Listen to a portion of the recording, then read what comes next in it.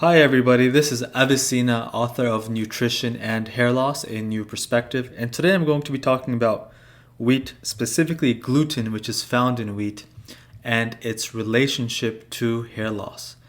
Many people may not be aware, but wheat is in fact a primary contributor to almost all the forms of hair loss people are suffering from today, ranging from male pattern baldness to telogen effluvium to alopecia and all the other autoimmune conditions which have hair loss as a symptom.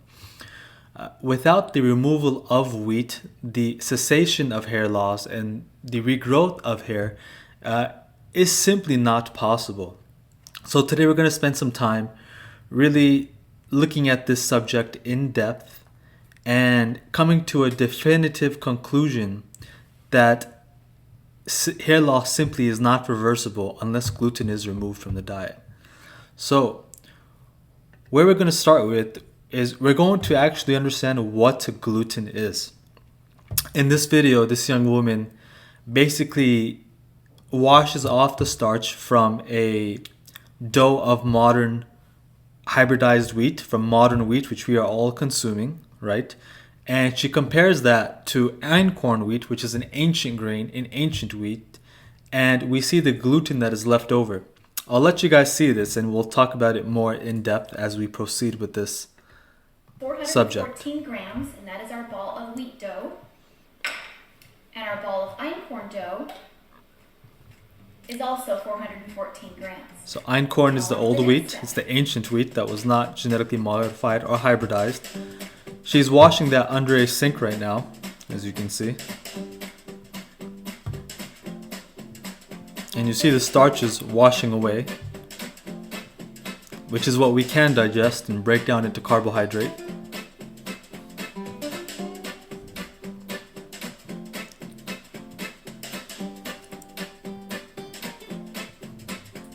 And you see there's very little gluten remaining. There's very little, if anything, remaining.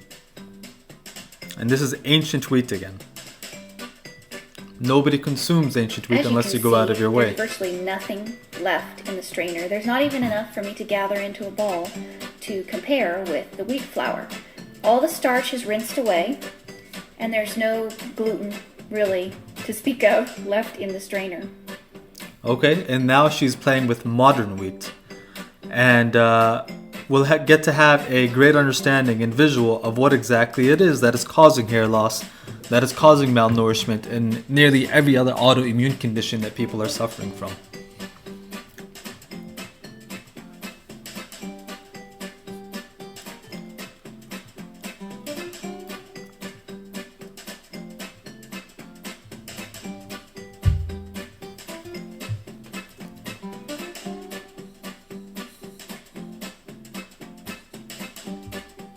So as you can see with the wheat flour, I continue to rinse and rinse and rinse until the water rained clear. And this wad has all of the starch rinsed away, and this is not going anywhere. I continue to rinse it and it never got any smaller. So this is all of the pretty much straight up protein, the gluten that's left from that 414 gram ball of dough. So that is gluten there. It is a amino acid that is extremely high in modern hybridized wheat, and it is absolutely impossible for the human digestive system to essentially digest and metabolize. Now what this does when it passes through the human digestive system, the human digestive tract, is that we have trillions of these tiny microvilli, these tiny tentacle-like fingers lining the interior of our digestive tract. These microvilli are responsible for the absorption of nutrients, proteins, carbohydrates, vitamins, minerals, essential fatty acids. And what occurs when gluten is consumed is they are simply wiped away. They are shaved off, and we end up having a digestive tract that looks like this here. And so when this happens, we become deficient in literally every single vitamin and mineral. And of course, hair loss is going to be a natural consequence of such thing. Hair is literally one of the least important elements or attributes of the body. It's not going to preserve your hair if you're malnourished and deficient in many minerals and vitamins. It's going to prefer to release hair and preserve other bodily tissues such as your internal organs. So let's move on. Here we have a doctor who for a few decades now has worked with many thousands of children in his clinic and in his practice. And he also came to the same conclusion, that it's not necessarily celiac patients or individuals who are diagnosed with celiac who have to go gluten-free. He has a firm belief that every individual needs to go gluten-free. In his practice, he worked with thousands of kids who did not have celiac disease, who were not diagnosed with celiac disease, but nonetheless were extremely sick, malnourished. Some were very skinny, very frail. Many had ADHD and fatigue. And when you put them all on a gluten-free diet, their symptoms had pretty much disappeared and their health improved remarkably. So we're going to spend a few minutes now listening to this gentleman and learn a bit from him. Do this. I've already done this in England in another clinic. And the beauty about this, gluten, when you eat it, doesn't get digested, can get through into your blood, and the immune system hates it. The enemy, and it makes an antibody against it, and the antibody's job is to click onto gluten and get rid of it. Well, we measured this antibody in Elizabeth, and the level was very high indeed.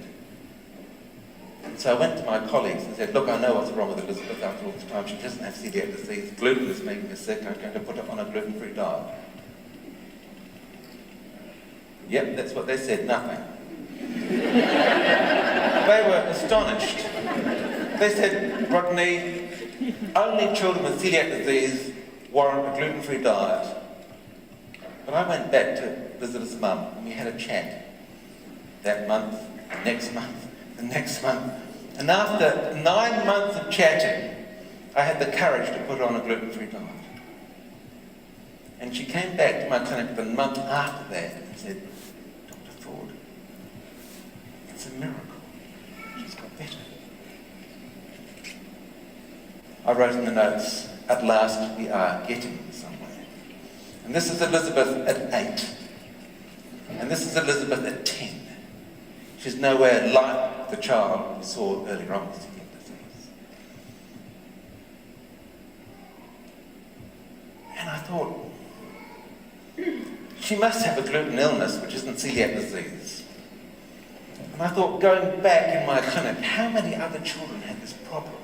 And I hadn't picked up on it, even if I was a food allergist. And so I began to do the tests on every child that came to my clinic. And I presented these beautiful children who had endoscopies which were negative, had positive antibodies to gluten, to a medical conference, and it was met with skepticism. I thought, oh, well, there aren't enough children. So I did 100 children next, with endoscopy and blood tests.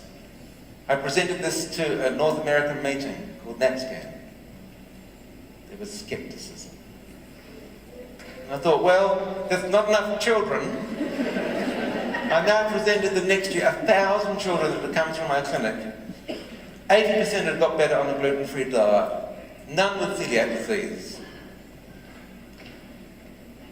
And this is the answer. Dr. Ford, the only children who warrant a gluten-free diet are celiacs.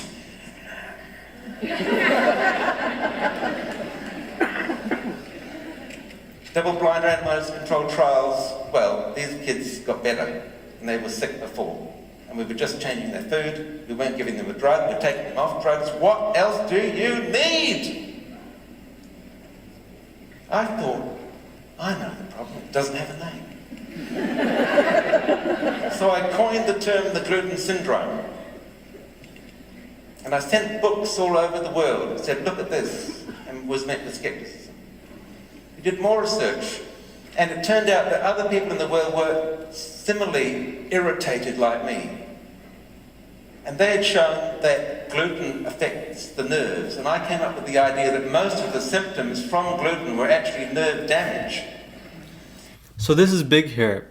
Most of the symptoms from gluten were actually nerve damage, meaning the myriads, the hundreds of different autoimmune diseases which stem from primarily gluten consumption are actually symptoms of nervous system damage.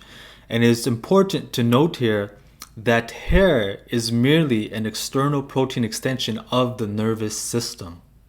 So we have to let that click. If gluten primarily damages the nerves, and if you are an individual who is losing hair or dealing with hair loss of any sort, well then obviously there's an internal problem. Your nerves are being damaged, and this is something that you need to look at. Your hair is merely an extension of the nervous system. I'll continue to let this gentleman speak. Then other people began writing books, and last year these 3 books came out: Toxic Staple, Wheat Belly, and Grain Brain, all showing that wheat and gluten harm everybody. I'll stop that one there. We'll go to the next one. This woman was a nurse who was terribly sick. She went on a gluten-free diet and of course got much better. And she now basically is known as the gluten RN. She works with many clients, you could say, puts them on a gluten-free diet and helps people improve their health. And we'll listen to what she has to say. By the way, all these lectures are great lectures, and I encourage you all to watch the full lectures for yourselves. In this one, Your Skin on Gluten, she basically relates how many of the autoimmune skin conditions, from eczema, from acne and zits and boils, rosacea, that these are all in fact symptoms of gluten consumption. And of course the hair follicles which sit on the scalp and which get damaged are also a symptom of gluten consumption. Now let this young woman speak here for a few minutes, and we'll see what we can learn from her. I'll go over this just in a few minutes. The leads to malabsorption of every nutrient. So let's just say you have a low vitamin D level, that's an indicator of how low your A, D, and K are, which are also fat-soluble vitamins, but we do not test for them. So we only test for D. If your D is low, assume that everything else is low. So she's stating here that basically most individuals, most Americans especially, because we live off of a diet where the base of the food pyramid is wheat and gluten, she's stating here that we are deficient in every single vitamin and mineral. And again, the reason for this is because the microvilli on the intestinal tract have been destroyed. Thus, we aren't able to absorb vitamins, minerals, proteins, and essential fatty acids. So in her clinical work and in the tests she ran on many sick individuals who came to her, she found that they were literally deficient in every single vitamin and mineral. If you've read my book, Nutrition and Hair Loss: A New Perspective, I cover a lot of this in detail and how to remediate it. But we will continue here and see what we can learn from her. And then it's multi-system. Because of the damage that occurs, and once those food particles are able to get into your bloodstream, including the long-chain amino acid protein, which is the gliadin protein, the hornin, and the seclin is the barley and the rye, and then the avenine. Once those proteins are able to get into your bloodstream, they will wreak havoc on every organ in your body, including your brain. Because believe it or not, you don't just have a leaky gut. You have leaky blood vessels, a leaky blood-brain barrier, and leaky skin. Okay. Once you have. So important here is that these wheat, as it comes into the digestive tract and destroys the microvilli, I'll pull up the picture here again. As it destroys the microvilli and you get a smooth digestive tract like that, it then begins to tear into the digestive tract itself, and these food particles leak into your bloodstream. Once they leak into your bloodstream, they basically wreak havoc on your entire body. They damage the thyroid, they damage the bones, they damage the skin, and thus the hair follicles which sit on the skin. They damage the lungs, they damage the nerves, and including the hair, which is an extension of the nerves. The whole GI tract gets damaged, the blood gets very sticky, and you get blood issues. But it seems to have a high affinity to the brain. So it causes all kinds of brain problems, ranging from, on the lower end, things like foggy brain, clouded thinking, ADHD, to, on the higher end of the spectrum, multiple sclerosis, autism, dementia, and the like. So it's very destructive to the body. We'll continue, and that is what a basically leaky blood-brain is. We have something called a blood-brain barrier. Let's see, let me pick that picture back up. We have something called a blood-brain barrier that prevents these leaking protein or leaking gluten particles which go into the bloodstream. It prevents them from going into the brain. There's a barrier here by the throat and just under the brain that prevents them. But over time, with continuous consumption of gluten, that blood-brain barrier breaks down, and now you have a mass of foreign protein particles lodging into your brain, attacking hair follicles. So we'll continue here. The blood-brain barrier, those proteins are certainly capable of crossing the blood-brain barrier into your brain, causing inflammation and hypoxia. Does anybody know what hypoxia is? Decreased oxygen flow. Now there's one thing your brain needs a lot of, that being oxygen. So here we have a situation where your brain is not able to get an adequate amount of oxygen, and at the very low end, that means you have brain fog. Okay, most people have brain fog. They don't know it until it's gone, but you've had brain fog. And then it goes, ADHD, can't focus, angry. So your brain's irritated. Some people are angry. Some people are anxious, bipolar, schizophrenia. It goes on and on and on. Okay, white matter lesions, calcium oxalate deposits in the back of your skull, or in the back of your brain, which is the cerebellar region. So that's celiac cerebellar ataxia. We used to think that was an issue with adults or older people. What we know now is that we have 2 children in the Pacific Northwest that have gluten ataxia. Okay? If there's 2 children in the Pacific Northwest, they're everywhere else. They just get misdiagnosed as something else. This is a great lecture, and I encourage you all to watch this young woman's full speech and just really learn from her. But she's focusing here on the damage that gluten has on the brain. And please, look at the proximity that hair follicles have to the brain. This damage and inflammation doesn't just stay local to the brain. It of course affects the hair follicles and the nerves on the surface of the scalp. It literally removes the myelin sheath, the fat around the nerves, and causes perpetual inflammation and hair loss. Now, I just searched wheat celiac disease, skin. These are just some of the symptoms of skin disorders. This is on, the high end of the spectrum. Individuals like me, I don't get this kind of stuff. I simply get dandruff, and if I continue to eat gluten, I end up shedding and thinning hair. That's how I react to gluten. I literally get dandruff and hair shedding. Some people may get skin issues like this, but they may not get the hair loss. Others may get both, the skin issues and the hair loss, thyroid problems, chronic fatigue, dementia, you name it. There's many ways that this stuff can damage and harm the body. Now, what is it? Again, what's with wheat? This woman, Cindy O'Meara, I may be sabotaging her name. She is the producer of a great groundbreaking documentary which was recently released called What's with Wheat. I highly encourage you all to watch the documentary. It is an amazing documentary. And here we're going to let her explain, beyond the inability to digest the high amounts of gluten which are in modified wheat, she's going to explain the other reasons, because this is a multi-factored problem. She was going to explain the other reasons why gluten and wheat are so damaging beyond just the gluten content. So we'll listen to her for a few minutes and see what we can glean from her. So I went on a bit of a research binge, and I started to look at what had happened to wheat from the beginning of this last century, the 1920s, right through to now. So for the last 100 years. I created a documentary. I wrote the documentary called What's with Wheat, and this is what I found.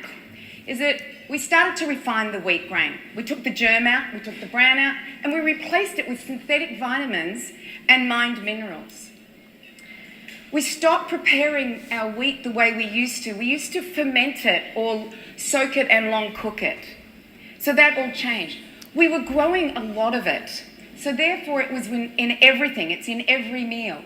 It's in 75% of packaged foods, not only as wheat, but it could be an additive, a preservative, a flavouring, a filler, a starch, a binder. It's also an excipient in our medications and our vitamins and minerals. It's also the beginning of ascorbic acid. So wheat is all in our cosmetics, it's in our makeups, it's in our personal care products, our shampoos, our conditioners. So we're exposed to it continuously. It's been hybridized. But I think the most telling of all things is our agricultural practices. We can spray 10 chemicals on the wheat field from before it's sown right through to the silo.